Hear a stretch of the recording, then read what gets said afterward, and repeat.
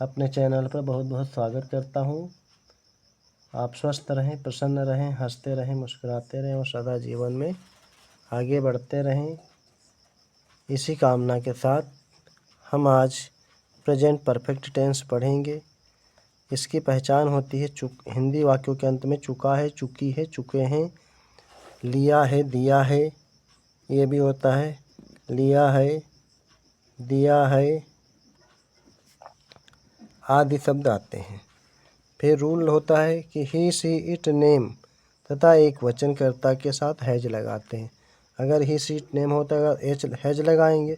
फिर rule number 2 है आई, you, we, दे तथा बहुवचनकर्ता के साथ हैव लगाते हैं।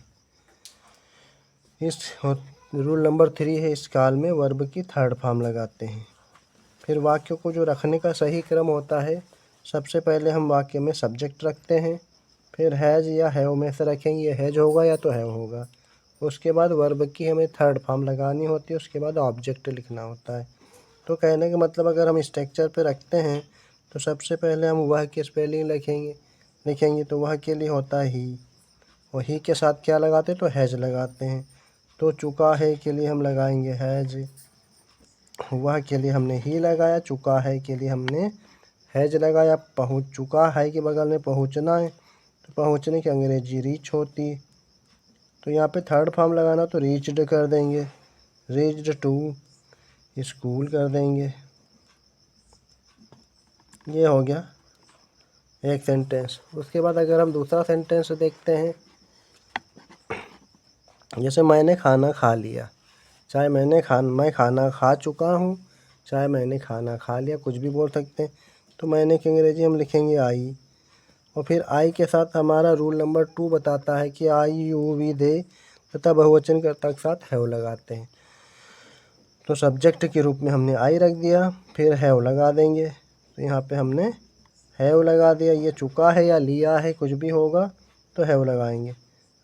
उसके बाद खा लिया, लिया बगल में खा लिया तो खाने की अंग्रेजी ईट होती है, तो ईट नहीं लिखना, हमको थर्ड फॉर्म लगाना ईटन, ईटन फूड। उसी तरह अगला सेंटेंस है राधा ने अभी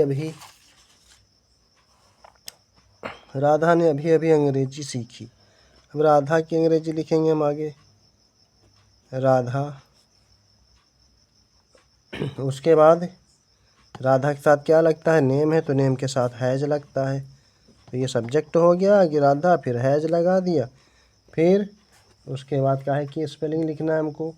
तो अभी सीखी यानी सीखी है परंतु अभी सीखी है, तो जस्ट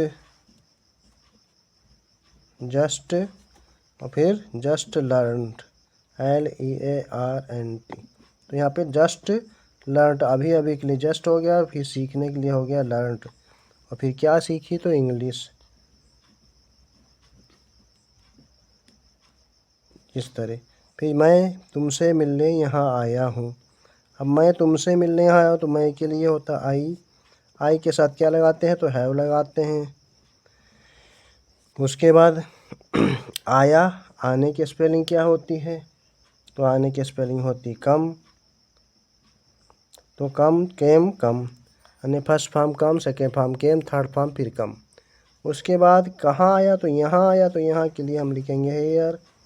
उसके बाद क्या करने आया तो तुमसे मिलने आया है, तो तुमसे मिलने आया है तो टू मीट यू।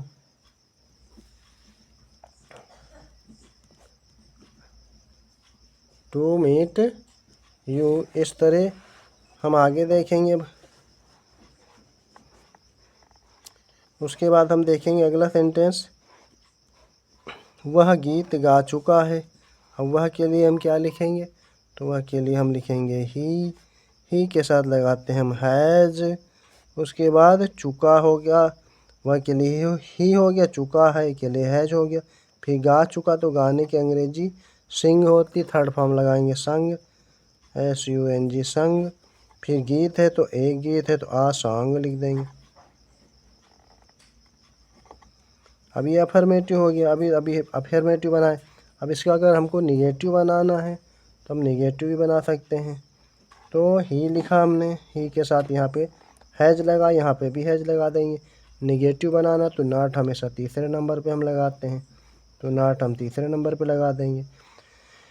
नॉट फिर गा चुका है तो गाने चुकाने के यानी कि निगेटिव में भी थर्ड फॉर्म लगती है, इंट्रोगेटिव में